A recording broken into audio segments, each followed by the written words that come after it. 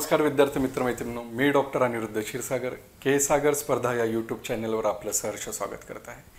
मित्रांनो, 2024मध्ये पोलीस भरती होणार आहे। 2023लाही एक पोलीस भरती झालेली आहे। 2024ला म्हणत आहेत की बऱ्याच जागा आहेत।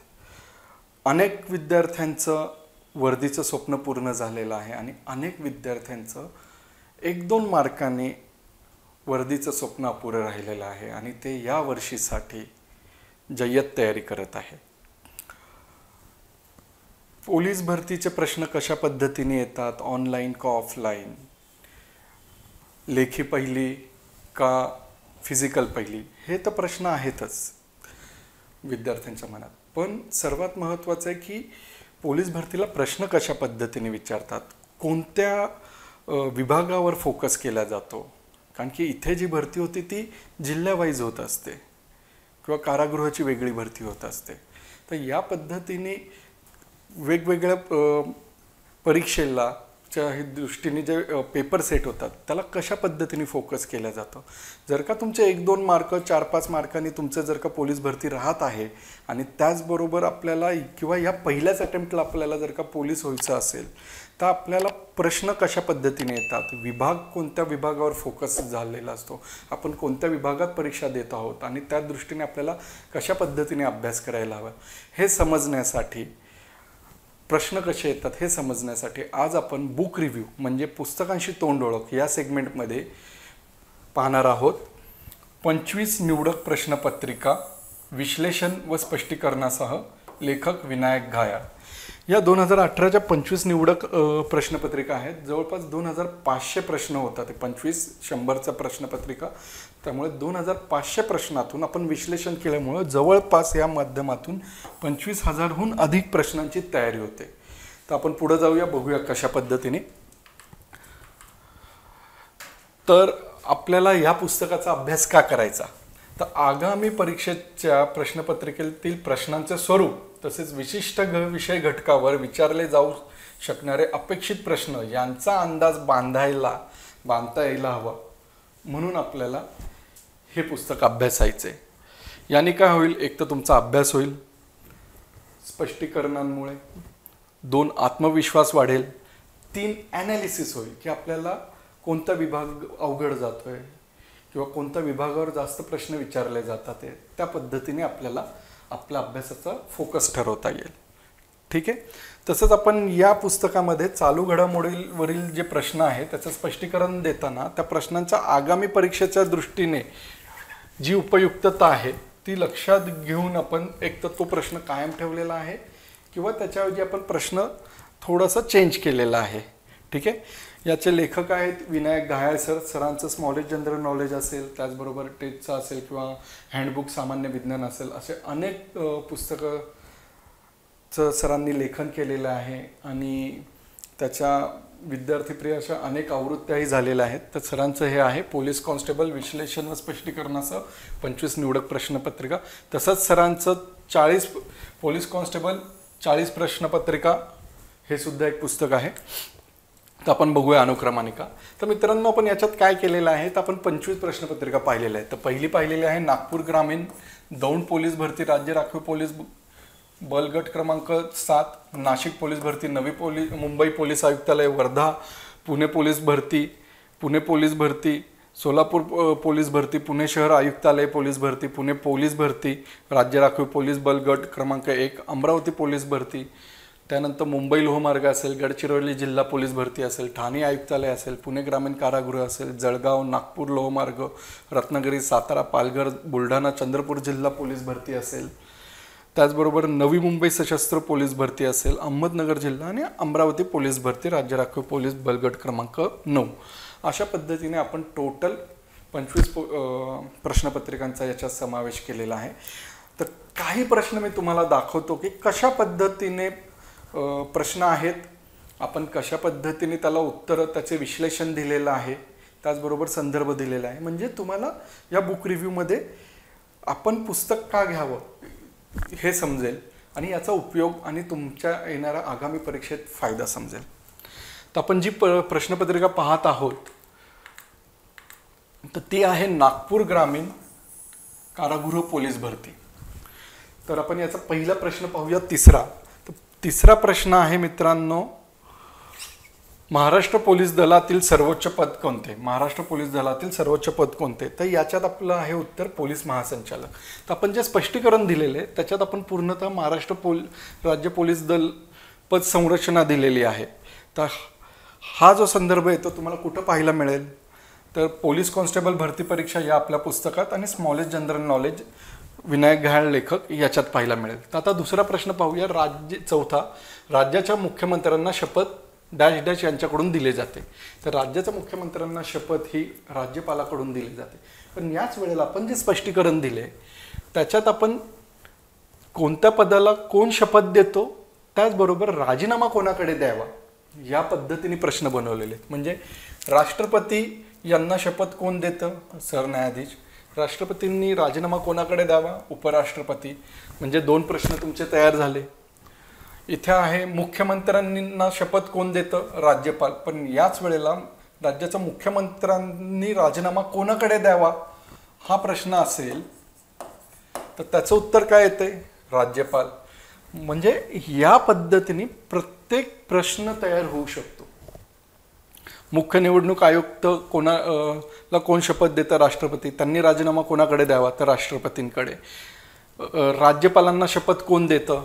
तर राज्यपालांना शपथ मुख्य न्यायाधीश देतो आणि त्यांचा राजीनामा हा राष्ट्रपतीकडे जातो. तर या पद्धतीने आपण स्पष्टीकरण दिलेले की ज्याच्यातून तुम्हाला जर का डोळे उघडे ठेवून तुम्ही व्यवस्थित वाचलं, पूर्णतः फोकस करून कॉन्सन्ट्रेशननी वाचलं, तर तुम्ही अभ्यास करताना तुम्हाला स्वतःला प्रश्न बनत असेल तर मला वाटतं तुम्ही अभ्यास करताय. जर का तुम्ही वाचताय आणि त्याच्यातून तुम्हाला कशा पद्धतीने प्रश्न बनेल हे समजतच नसेल तर मग तो अभ्यास नाही म्हणता येणार. तर तुम्ही जेव्हा अभ्यास करता तेव्हा तुम्हाला समजायला हवं की अरे हा महत्त्वाचा आहे.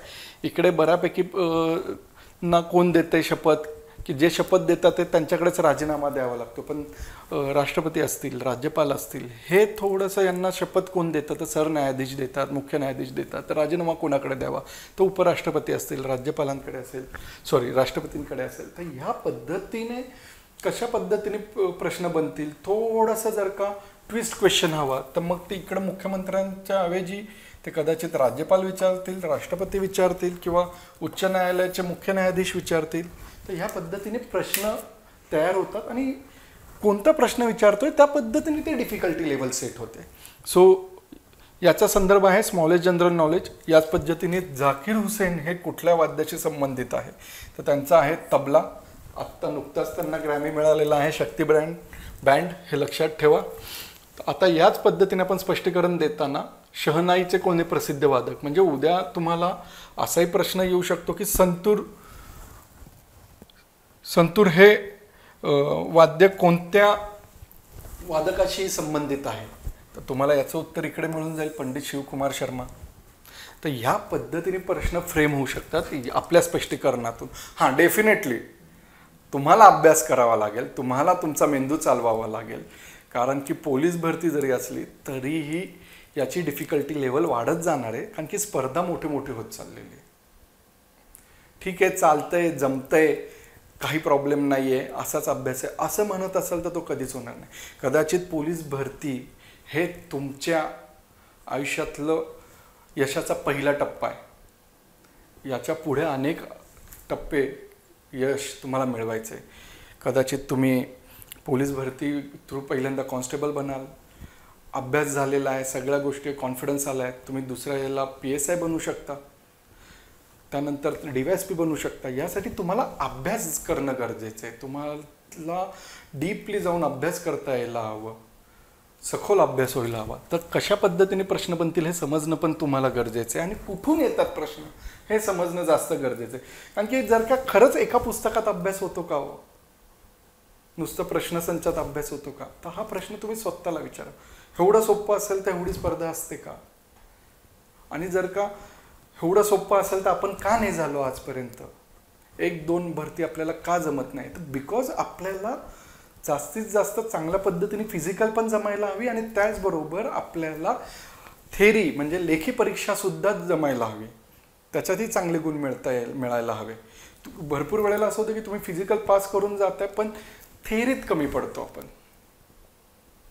तर जेव्हा पहिल्याच टप्प्यावर अपयशी जो विद्यार्थी होतो तो तेवढा डिस्टर्ब नसतो, पण जेव्हा तो दुसऱ्या टप्प्यावर अपयशी होतो तो खूप डिस्टर्ब असतो, कारण की तो यशाचा एक पाऊल पुढे आलेला असतो, यशाचा एक पाऊल जवळ आलेला असतो आणि तिथून माघारी फिरणं खूप डिफिकल्ट असतं. त्यामुळे थेअरीचा लेखीला कमी लेखू नका, त्याचा अभ्यास जास्तीत जास्त आणि योग्य पद्धतीने करा.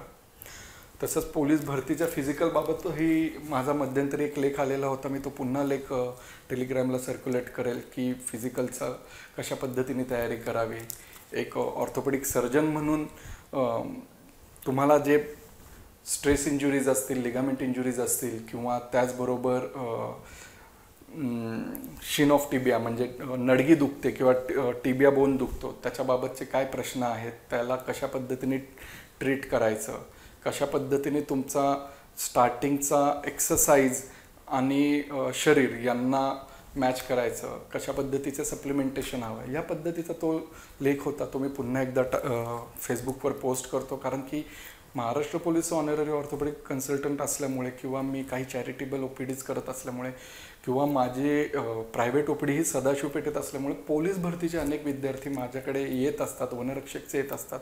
तर तोही एक मोठा पॉईंट आहे की फिजिकल करत करत लेखीचा अभ्यास करणं. त्यामुळे फिजिकलचं जे दुखणं आहे की अनेक वेळेला बस आपण व्यायाम करतो, तर त्याही पॉईंटवर आपल्याला फोकस करावं लागेल मित्रांनो. चला पुढे जाऊया. तर आता याच पद्धतीने आपण जर का गेलो तर खालीलपैकी विरुद्धार्थी शब्दाची अयोग्य जोडी ओळखा. तर इकडे अतिवृष्टी दूरदृष्टी हा चुकीचा आहे. तर इथे आपण पूर्णतः दिलेले स्थूलला काय सूक्ष्म, अतिवृष्टीचा काय विरुद्धार्थी अनावृष्टी. तर हा प्रश्न कुठून आला? पोलीस कॉन्स्टेबल भरती परीक्षा या पुस्तकातून आलेला आहे. त्याचबरोबर महाराष्ट्र समृद्धी महामार्ग कोणत्या 2 शहरादरम्यान गेलेला आहे? तर याच्यात तुम्हाला व्यवस्थित सगळं आहे की 10 जिल्हे 26 तालुके 392 गावांमधून गेलेलं आहे. मग त्याच्यातले कोणते औद्योगिक स्थळं आहेत किंवा पर्यटन तीर्थक्षेत्र स्थळं आहेत हे सगळं तुम्हाला स्पष्टीकरण केलं. आता हा पेपर जो आहे हा नागपूरचा आहे, ठीक आहे, नागपूर ग्रामीण आणि कारागृहाचा. तर याच्यात बघा कसा प्रश्न आलाय. खालीलपैकी कोणता नागपूरचा वाहन नोंदणी क्रमांक नाही आहे? ठीक आहे, तर याच्यात उत्तर आहे MS 37 वाशिम. म्हणजे तुम्हाला तसं पाहिलं तर एक पॉझिटिव्ह झालं, तुम्हाला वाशिमचा कोणता आहे वाहन नोंदणी क्रमांक हे कळालं. त्याचबरोबर आपण नागपूर शहरचा कोणता आहे तेही सांगितलं, नागपूर ग्रामीणचा कोणता आहे तेही सांगितलं, नागपूर पूर्वचाही सांगितलं.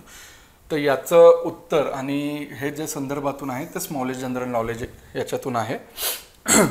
तर यानंतर आपण आता पुढचा प्रश्न बघूया, कारण की पूर्णतः आपलं पूर्ण स्पष्टीकरणं दिलेली आहेत, त्यामुळे प्रत्येकाला स्पष्टीकरण आहे. तर आपण फक्त एक जस्ट जाता जाता काही प्रश्न पाहत पुढे जाऊया फक्त. ठीक आहे, हां ठीक आहे. तर आता संतोष ट्रॉफी कोणत्या खेळाशी संबंधित आहे? तर संतोष ट्रॉफी ही फुटबॉलशी संबंधित आहे. तर आपण इथे देताना प्रसिद्ध क्रीडा स्पर्धा दिलेल्या आहे आणि आपण बऱ्यापैकी एक्सप्लेनेशन देताना चार्ट फॉर्ममध्ये दिलेलं आहे. त्यामुळे तुम्हाला अभ्यास करायला इझी, लक्षात ठेवायला इझी जाईल. तर क्रिकेटमध्ये कोणकोणत्या स्पर्धा आहे, हॉकीमध्ये कोणत्या, फुटबॉलमध्ये कोणत्या, लॉन टेनिस, बॅडमिंटन. तर हा संदर्भ आपला स्मॉलेज जनरल नॉलेजमधून आलेला आहे. तर महाराष्ट्र पोलीसद्वारा संचालित पोलीस प्रशिक्षण केंद्र खालीलपैकी कोणत्या ठिकाणी नाही? तर जळगाव इथं नाही आहे. तर इथे मग आपण पूर्णतः स्पष्टीकरण दिले की पोलीस प्रशिक्षण विद्यालय कोठे आहे. तर आता इकडे 21वा प्रश्न जर का आपण पाहिला तर भारतीय घटना समितीचे अध्यक्ष कोण होते? तर डॉक्टर राजेंद्र प्रसाद जी होते. मग स्पष्टीकरणात आपण काय दिले की घटना समितीचे अध्यक्ष कोण होते? घटना समितीचे उपाध्यक्ष SC मुखर्जी, घटना समितीचे सल्लागार सर BN राव, मसुदा समितीचे अध्यक्ष डॉक्टर बाबासाहेब आंबेडकर, संघराज्य राज्य घटना समितीचे अध्यक्ष पंडित जवाहरलाल नेहरू. तर यानंतर टीप पण दिलेली आपण की C राजगोपालचारी हे स्वतंत्र भारताचे दुसरे व्हाईसरॉय, तर पहिले व शेवटचे भारतीय व्हाईसरॉय होते. तर हाही सुद्धा एक प्रश्न बनू शकतो. तर हा प्रश्न आणि याचं उत्तर आपल्याला संदर्भ मिळेल संपूर्ण पोलीस कॉन्स्टेबल भरती परीक्षा याच्यात.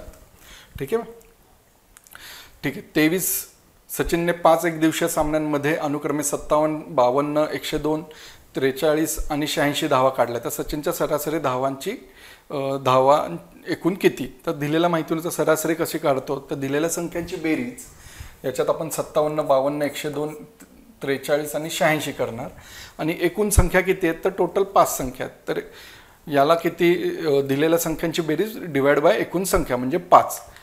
तर आलं 340 डिवाइड बाय 5 आहे 68, म्हणजे सचिनच्या धावांची एकूण सरासरी 68 आहे. ठीक आहे. आता याच्यातून आपण इकडे येऊया. लोकसभेसाठी महाराष्ट्रातून किती खासदार निवडले जातात, तर त्याचं उत्तर आहे 48. पण इथे आपण स्पष्टीकरण देताना आपण सर्व राज्य, सर्व संघराज्य प्रदेश ह्या सगळ्या दिलेल्या आहेत. म्हणजे जम्मू काश्मीरला किती राज्यसभेतील जागा आहे, लोकसभेतील जागा आहे, लडाखला किती आहे, लक्षद्वीपला किती आहे, लोकसभेतील 1 आहे. तर या पद्धतीने आपण सगळ्यांना सगळ्याच लोकसभेच्या आणि राज्यसभेच्या जागा एकूण दिलेल्या आहेत. तर याचं हा संदर्भ तुम्हाला स्मॉलेस्ट जनरल नॉलेजमध्ये पाहायला मिळेल. ठीक आहे. तर पुढे जाऊया आपण. तर गोंडवाना विद्यापीठ कोणत्या जिल्ह्यात स्थापन करण्यात आले. तर यामध्ये आपण मित्रांनो राज्यातील जे प्रमुख विद्यापीठे आहेत, आज राज्यात एकूण 16 सर्वसाधारण विद्यापीठे, 4 कृषी विद्यापीठे, 1 पशु व मत्स्य विज्ञान विद्यापीठ, 3 राष्ट्रीय विधी विद्यापीठ, असे 24 विद्यापीठे. तर आपण पूर्णतः स्पष्टीकरणात सगळे विद्यापीठांची नावं दिलेली आहे, स्थापना दिलेली आहे, स्थान दिलेले आहे. म्हणजे आपल्याला कुठूनही प्रश्न बनू शकतो. राष्ट्रसंत तुकडोजी महाराज नागपूर विद्यापीठ कधी स्थापित झालं? 1923. उत्तर आहे. कुठं झालं? स्थान नागपूर. 2 प्रश्न झाले. डिफिकल्टी लेवल वाढवायची तर 1900 कधी स्थापन झालं आणि कुठे स्थापन झालं. 1923 नागपूर मेन ठेवून जर का 1924 अमरावती लिहू शकतात, 1925 नागपूर लिहू शकतात. तर या पद्धतीने ती डिफिकल्टी लेवल क्वेश्चन कसे फ्रेम करतो त्याच्यावर असते. पण तुम्ही कधी चुकत नाही जेव्हा तुम्हाला नॉलेज असतं, जेव्हा तुम्हाला क्लिअर माहीत असतं की काय फॅक्च्युअल डाटा आहे, काय कन्सेप्च्युअल डाटा आहे, किंवा काय अभ्यास केलेला आहे. तर जेव्हा तुमचा अभ्यास परफेक्ट असतो तेव्हा तुम्ही चुकत नाही, तेव्हा कन्फ्यूज नाही होत 2023 का 24, नागपूर का अमरावती. त्याच्यासाठी जास्तीत जास्त अभ्यास, रिव्हिजन, आणि रिव्हिजनमध्ये पण ॲनालिसिस हवा की मला कोणता विषय, कोणता विभाग अवघड जातोय, कोणत्या विभागावर जास्त प्रश्न येतात. आहे वर्षभर नुसतं प्रश्न संग्रह किंवा ॲनालिसिस करण्यात अर्थ नाही आहे. ॲनालिसिस कुठं थांबवायचं आणि संदर्भ कुठं वाचायचे हे समजणं खूप गरजेचं आहे. मी जेव्हा मॉक इंटरव्ह्यू घेतो किंवा पर्सनल काउन्सिलिंग करत असतो, जे मुलाखतीला जातात त्यांचं, तर त्यांच्याशी बोलताना काही गोष्टी मला खूप जाणवतात की ती मुलं एकदम क्लिअर असतात, फर्म असतात त्यांच्या उत्तरांवर, त्यांच्या अभ्यासावर, आणि तोच अधिकारी बनतो जो जेव्हा मी बोलताना मला जाणवतं की हां बाबा हा फर्म आहे, हा कन्फ्यूज नाही आहे. हे विद्यार्थी त्यांच्याकडे पाहून ह्या गोष्टी समजतात की त्यांचा अभ्यास झालेला असतो, त्यांना माहीत असतं की याचं उत्तर काय आहे, कशा पद्धतीने जायचं. तर कोणतंही अधिकारपद असो तुम्ही तेव्हाच मिळू शकता जेव्हा तुमचा अभ्यास हा कम्प्लिटली आणि पूर्णतः व्यवस्थित झालेला असतो. ठीक आहे. तर या पद्धतीने आपण 24 विद्यापीठ दिलेला आहे. हा संदर्भ तुम्हाला संपूर्ण पोलीस कॉन्स्टेबल भरती परीक्षेत दिसेल. याचबरोबर आपण पुढचा पाहूया, फास्ट जरा जाऊया. हे गणिताचं एक घेतलंय आपण. आता पुढे जाऊ. ठीक आहे. महाराष्ट्र, मुंबई तर मेघालय काय, म्हणजे महाराष्ट्राची काय सांगितलेली राजधानी, तर तुम्हाला मेघालयची काय हवी राजधानी, तर त्याचं उत्तर आहे शिलाँग. मग अशा पद्धतीने तुमचे आता इकडे महाराष्ट्र मुंबई विचारलं, उद्या महाराष्ट्र मुंबई तर गोवा काय, पणजी. महाराष्ट्र मुंबई तर गुजरात काय, गांधीनगर. ह्या पद्धतीने बघा किती प्रश्न तयार होऊ शकतात. सो हे समजण्यासाठी तुम्हाला अभ्यास असणं आणि स्पष्टीकरण माहीत असणं, या स्पष्टीकरणातून जेव्हा प्रश्न बनतात या पद्धतीने तुमचे 25,000 प्रश्न बनणार आहे. आणि या पद्धतीने जेव्हा तुम्ही अभ्यास करता किंवा हे प्रश्न किंवा अशा पद्धतीचे प्रश्न कोणत्या पुस्तकातून बनू शकतात हे जेव्हा तुम्हाला माहिती होतं आणि ते पुस्तक तुम्ही वाचता तेव्हा तो अभ्यास होतो. आता या पद्धतीचा अभ्यास तुम्हाला कोणत्या पुस्तकातून होईल, तर संपूर्ण पोलीस कॉन्स्टेबल भरती परीक्षा, म्हणजे जे आत्ता 92वी आवृत्ती आहे संपूर्ण पोलीस कॉन्स्टेबल भरती परीक्षा संपूर्ण मार्गदर्शक, त्याच्यात तुम्हाला ह्या सगळ्या गोष्टी मिळून जाईल. तसंच जे काही जनरल नॉलेजचे प्रश्न आहेत ते तुम्हाला स्मॉलेस्टमध्ये मिळून जातील. ठीक आहे. आता हा सायन्सचा प्रश्न आहे, लिंबाच्या रसात कोणते ॲसिड असतं, तर सायट्रिक असतं. याचा संदर्भ तुम्हाला संपूर्ण सामान्य विज्ञान प्राध्यापक कविता भालेराव मॅडम यांच्या पुस्तकात मिळेल. त्यानंतर आता कोणता घ्यायचा प्रश्न, ठीक आहे. आता सरदार सरोवर प्रकल्प कोणत्या नदीवर बांधण्यात आला? त्याचं उत्तर आहे नर्मदा. पण स्पष्टीकरणात आपण महाराष्ट्रातील गोदावरी, भीमा, कृष्णा या नद्या घेतल्या, तसं सर नर्मदा नदी घेतली. तर हे तुम्हाला कुठं पाहायला मिळेल? तर महाराष्ट्राचा भूगोल प्राध्यापक के खतीब सर यांच्या पुस्तकात हा तुम्हाला प्रश्नाचं स्पष्टीकरण मिळून जाईल. मग सरदार सरोवर, मग गोदावरी कोणता आहे? नाथसागर. ठीक आहे, बरोबर.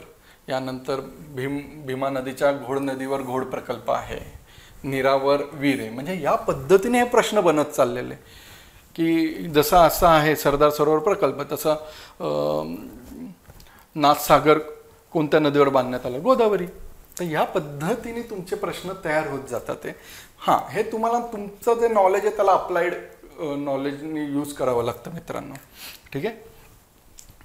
आता भारताचे मिसाईल मॅन म्हणून कोणाला ओळखले जातात? तर डॉक्टर APJ अब्दुल कलाम यांना ओळखलं जातं. याचबरोबर मग आपण महनीय व्यक्ती आणि कोणत्या नावाने ओळखले जातात यांचे आपण प्रॉपरली एक चार्ट दिलेला आहे.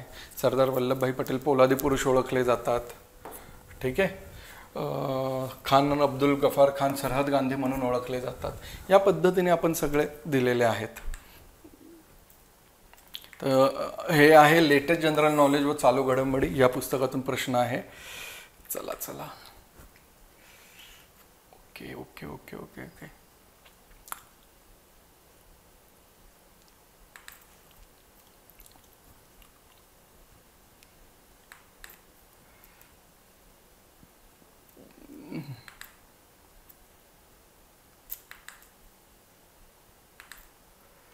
ठीक आहे. आता आपण मराठीचं पाहूया. डोळ्यावर कातड ओढणे या वाक्यप्रचाराचा अर्थ काय? तर याचा अर्थ आहे कानाडोळे करणे, इग्नोर करणे. तर आपण स्पष्टीकरण जे दिलंय त्याच्यात कानाडोळे करणे म्हणजे दुर्लक्ष करणे, डोळ्यावर कातड ओढणे म्हणजे जाणून बुजून दुर्लक्ष करणे, डोळ्यात तेल लागणे म्हणजे अतिशय दक्ष राहणे, डोळ्यात डोळा लागणे म्हणजे झोप येणे. या पद्धतीने याचं स्पष्टीकरण, याचबरोबर तुम्हाला जे 4 वाक्यप्रचार आहेत त्यांचे सुद्धा अर्थ समजून गेलेले. तर हा जो संदर्भ आहे किंवा स्पष्टीकरण आहे हे तुम्हाला संपूर्ण मराठी लेखक के सागर या पुस्तकात दिसेल. आणि हे जे पुस्तक आहे हे महाराष्ट्र शासनाच्या शिक्षण संचालनालयातर्फे उत्तम पुस्तक म्हणून शिफारस केलेलं आहे. याच पद्धतीने जर का खालचा जरी प्रश्न पाहिला, खडा टाकणे या वाक्यप्रचाराचा योग्य अर्थ काय? तर अंदाज घेणे. मग याचं स्पष्टीकरणला आपण दिलेले मिठाचा खडा टाकणे म्हणजे आनंदावर विरजन. या पद्धतीने आपण स्पष्टीकरण दिलेलं आहे. तर हे सुद्धा तुम्हाला संपूर्ण मराठी के सागर जे महाराष्ट्र शासन आणि शिक्षण संचालनालयातर्फे उत्तम पुस्तक म्हणून शिफारस केलेलं पुस्तक आहे, त्याच्यात तुम्हाला याचा संदर्भ दिसेल. तिसरं जे सुपारी देणे या वाक्यप्रचाराचा अर्थ तर काम सोपवणे आहे, याचाही संदर्भ तोच आहे संपूर्ण मराठी. त्यानंतर जिभेला हाड नसणे या वाक्यप्रचाराचा अर्थ हे सुद्धा संपूर्ण मराठी या पुस्तकातच तुम्हाला पाहायला मिळेल. त्यानंतर खतीब बऱ्यापैकी भूगोलाचे क्वेश्चन्स हे खतीब सरांच्या महाराष्ट्राचे भूगोल किंवा भारताचे भूगोल या पुस्तकामध्ये तुम्हाला आढळून येतील. आता परत तोच प्रश्न आला बघा, आपण खालीलपैकी कोणा सरहद गांधी म्हणून ओळखले जाते? तर खान अब्दुल गफार खान हे उत्तर आहे. आता मागं या, खूपच मागं जावं लागेल. ओके, हे बघा मी तुम्हाला बोललो आणि तसाच प्रश्न आला. म्हणजे आपलं इकडे कोणाला ओळखले जाते, व्यक्ती महनीय व्यक्ती कोणत्या नावाने, असे 2 प्रश्न एका ह्याच्यात दिसतात आपल्याला. म्हणजे तुम्ही हा जरी चार्ट केला तरी तुम्हाला फायदाच होणार आहे. ठीक आहे, हा एक झाला. त्यानंतर कोणार्क येथे कोणते सुप्रसिद्ध मंदिर आहे? तर सूर्य मंदिर आहे. तर त्याच्या स्पष्टीकरणात आपण भारतातील प्रसिद्ध वास्तू आणि ठिकाण सगळं दिलेलं आहे. कदाचित तुम्हाला जोड्या लावा पण येऊ शकतं. या पद्धतीने 4 हा एक प्रश्न बनेल, हा दुसरा बनेल, किंवा डायरेक्टली हा प्रश्न विचारेल सुवर्ण मंदिर कोठे आहे? अमृतसर पंजाब. या पद्धतीने येतील.